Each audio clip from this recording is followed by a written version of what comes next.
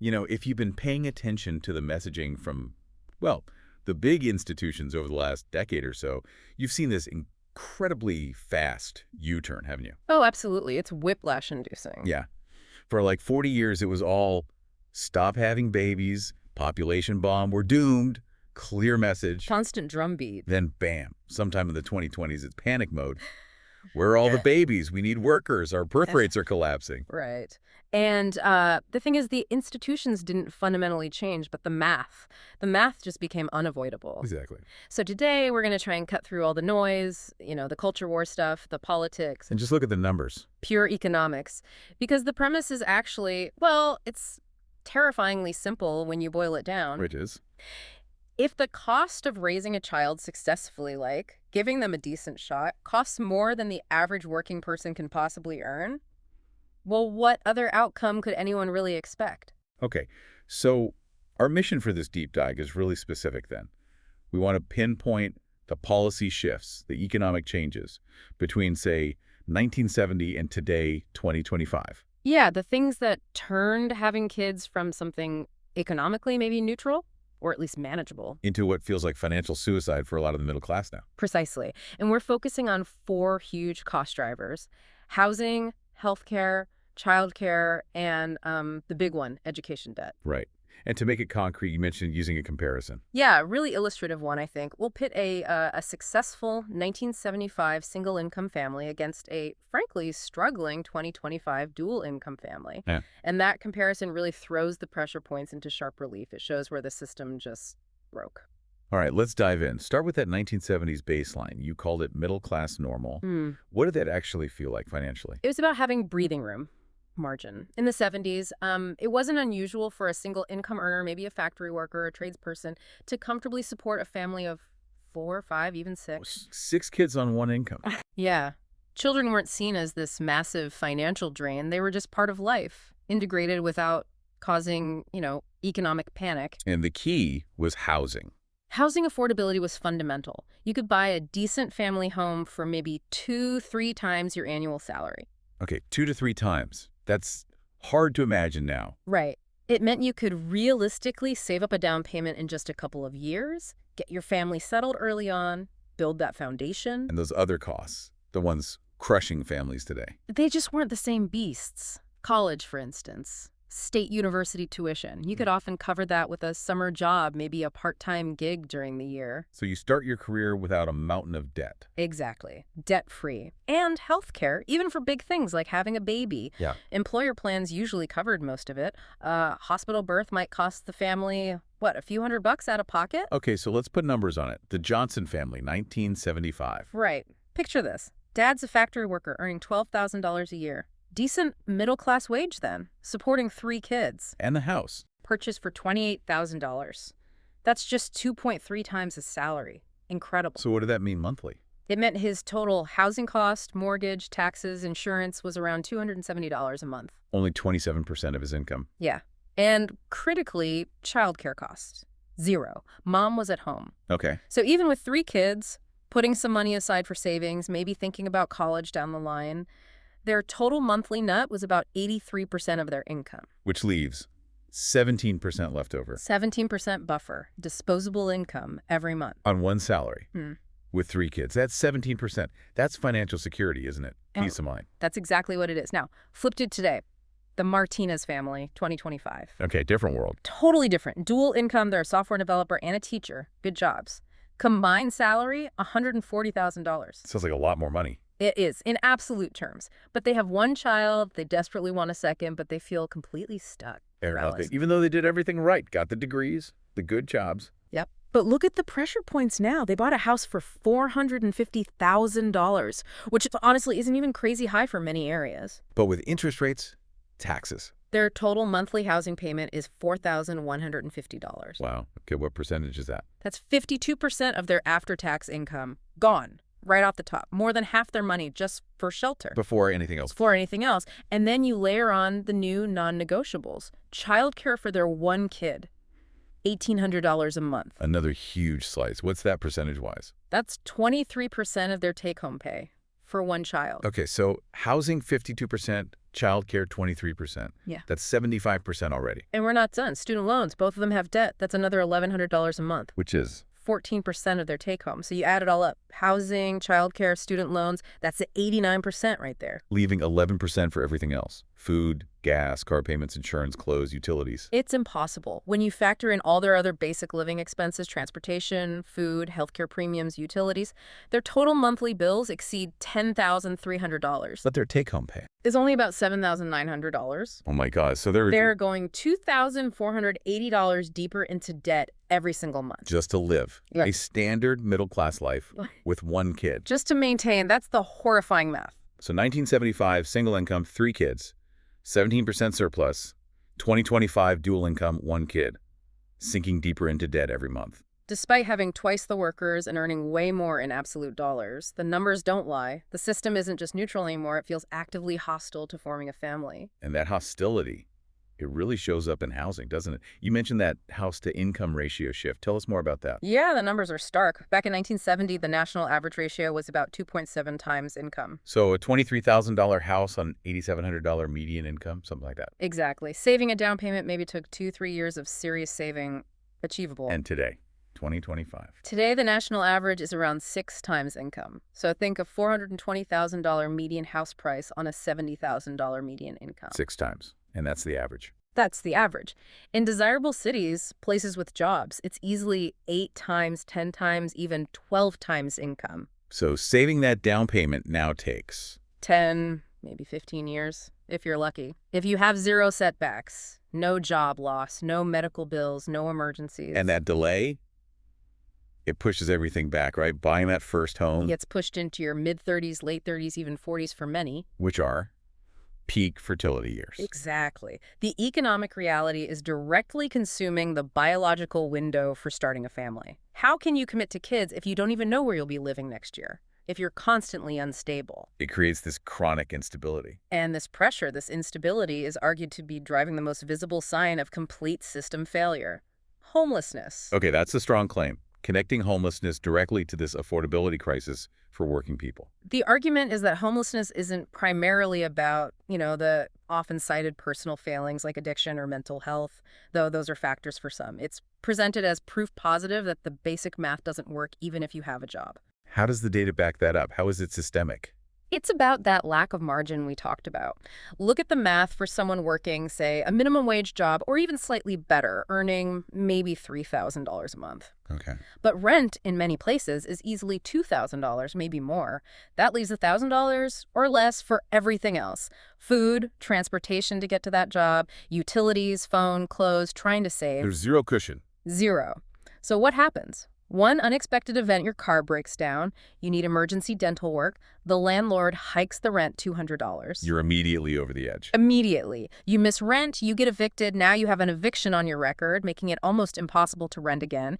You spiral downwards. It's a cliff built into the system for low-wage workers. So the homelessness we see isn't just a fringe issue, it's a preview, a warning sign for anyone without significant savings. That's the argument. It shows the inherent vulnerability baked into the economy. If people can't afford housing while they're employed, what happens when automation hits more jobs? It's a canary in the coal mine. But people are adapting, aren't they? We see some coping mechanisms. Oh, definitely. People are incredibly resilient. Multi-generational housing is making a huge comeback out of necessity. Grandparents moving in, adult kids staying home longer. Or families pooling resources to buy a larger place together. It provides built-in childcare, shared costs. It's a buffer. And remote work. That's huge, too. Geographic arbitrage. Earn a city salary, but live somewhere with radically lower housing costs. These are smart, individual solutions to a systemic problem. People finding ways to survive despite the system. Okay, let's shift from housing to the other big financial traps. Healthcare first.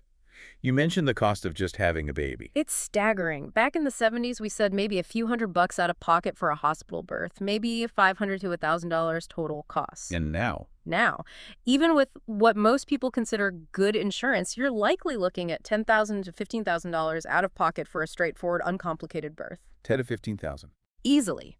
And if there are any complications, C-section, NICU stay, it can hit $30,000, $40,000, or even more before you blink. So the sheer fear of those potential costs That's enough to make people pause. Absolutely. It's a massive reproductive barrier. Think about it. One difficult pregnancy, one medical crisis with a newborn can instantly vaporize years of savings. It can plunge a family into medical debt before the baby is even walking. That uncertainty is terrifying. And this isn't universal in developed countries, right? Not at all. This level of cost and uncertainty is largely maintained by specific policy choices in the U.S., tying healthcare to employment, prioritizing profit within the system. It's a structure most other developed nations have simply chosen not to adopt. It deters family formation. Okay, barrier number 2, the childcare trap. Back to the Martinez family, it was almost a quarter of their income. Yeah, and for many families, especially with infants, full-time care runs $15,000 to $25,000 per year per child. $15,000 to $25,000.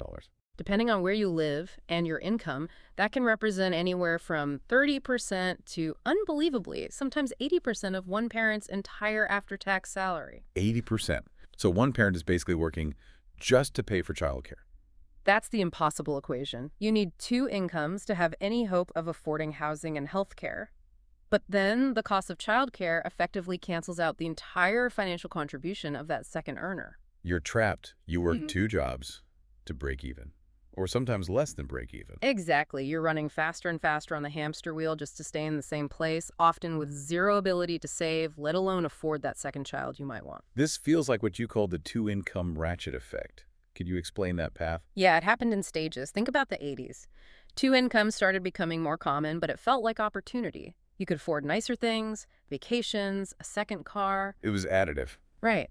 Then, maybe by the 2000s, it shifted. It became less about opportunity and more about necessity. You needed 2 incomes just to afford the same basic middle-class life your parents might have had on one. The standard of living required more work. Yes. And then, the final turn of the screw, maybe the 2010s onwards, the market fully adjusted. Housing prices, childcare costs, healthcare, they all inflated to consume both incomes entirely. So the floor just kept rising. The floor rose so high that the single-income family model, the 1975 Johnson family model, it's now completely placed out of the market in most places. It's structurally impossible for many. Okay, the last piece of this financial vice, education debt. Right. Contrast again, 1970s, maybe $400 a year tuition at a state school. Graduating debt-free was common. And 2025. You're looking at $10,000, $15,000 a year just for in-state public tuition. Private is much higher. So the average student loan debt for a graduate is now hovering around $37,000. Many have much more. And that payment, it kicks in right when people are trying to launch their lives. Exactly. That monthly payment, $400, $600, sometimes over $1,000. It functions just like a second mortgage. But without the house. Without the asset, without the equity. It just craters your debt-to-income ratio right out of the gate. Making it harder to qualify for a real mortgage. Or even just feel financially stable enough to think about starting a family. It pushes those major life milestones back another 5-10 years while you just service this debt. Again, eating away at those prime years. So we've got housing, healthcare, childcare, education debt. Yeah. All exploding. But the piece missing is income. Why haven't wages kept up? That's the absolute core of it. The structural foundation beneath all these rising costs is wage stagnation. And there's a key metric for this. Yeah, the productivity pay disconnect. It's stunning. From roughly 1973 to 2023, worker productivity, it increased by about 70%. Workers got much, much more efficient. Okay, 70% more productive, so wages went up. Barely. Hourly compensation for the average worker, adjusted for inflation, increased only about 12% in that same period. Wait, productivity up 70%, pay up 12%, that leaves a 58% gap. A massive gap. So the obvious question is, if workers are creating vastly more value, where did that value? Where did the money go? Yeah, where'd it go? It wasn't returned to the workers who generated it. It flowed upwards into corporate profits, into skyrocketing executive compensation, into shareholder returns. So the link between working harder or smarter and getting paid more was broken. Fundamentally severed for the average worker. And you see this even in the household income numbers. People say, oh, median household income is higher now, maybe $70K versus $60K in the 70s, adjusted. But that $70K today almost always requires 2 full-time workers. That $60K back then often required only 1. So per worker, real income has actually gone down or stayed flat, while costs went through the roof. Precisely. Real income per worker stagnated or declined, while the cost of everything you need to build a life, housing, healthcare, education, childcare exploded. And the analysis argues this wasn't just some natural economic evolution, it was policy. deliberate policy choices over decades. Things like the decline of unions and collective bargaining power, globalization that pitted workers against cheaper labor overseas without adequate protections, letting the minimum wage fall further and further behind inflation, allowing massive corporate consolidation, which reduced competition for labor. It all added up to suppress wages. It created a system where workers are more productive than ever, but have less economic power, less security than their parents or grandparents did. And that suppressed income is the dry tinder for the affordability crisis fire. It prevents families from coping with the rising costs. Okay, let's widen the lens briefly. How does the U.S. stack up internationally on family support? We hear about places like Scandinavia. Right, and they do have significantly better policies on the surface. Nordic countries often offer things like 18 months of paid parental leave, heavily subsidized, high-quality childcare, basically free hospital births. France has universal pre-K starting at age 3, heavily subsidized care before that. Sounds much better. Is it working? Well, here's the critical nuance the source material points out. Even these policies, which are objectively far better, like France's childcare might be €500 a month versus $1,500 or $2,000 in the U.S. That's a huge difference. It is, but even that isn't enough to actually reverse the declining birth rate trend. Birth rates are still falling across Scandinavia, in France, almost everywhere in the developed world, just maybe not as fast as in the U.S. So even the best policies aren't solving it completely. They're insufficient, which leads to this concept the source calls the revealed preference. Okay, what does that mean? How governments say one thing but do another? Sort of. It suggests that while governments, policymakers, corporations, they all publicly panic about low birth rates. Economic crisis. Who will support retirees? We hear that all the time. Right. But their actual spending, their actions, reveal a different priority. They typically spend only about 2% to 4% of their GDP on family support policies. Which sounds like a lot, but maybe isn't. It's enough for them to say, see, we're doing something. We tried.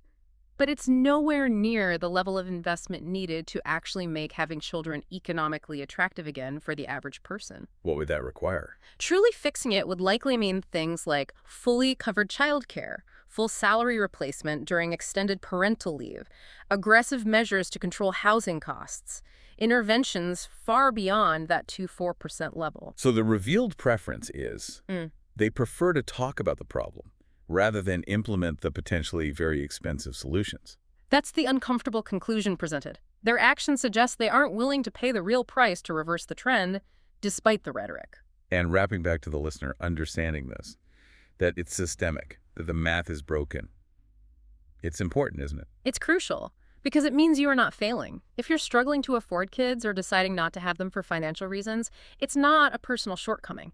The system has been structured in a way that makes it incredibly difficult, if not impossible. Realizing that can be liberating, right? Yeah. It shifts the focus from self-blame Towards understanding the external pressures, and maybe making different strategic choices like prioritizing community, considering co-housing, moving to lower-cost areas based on the reality of the system, not some internalized guilt. You're navigating a broken system, not failing at a fair game. Exactly. The economics are fundamentally broken for family formation for the middle class right now.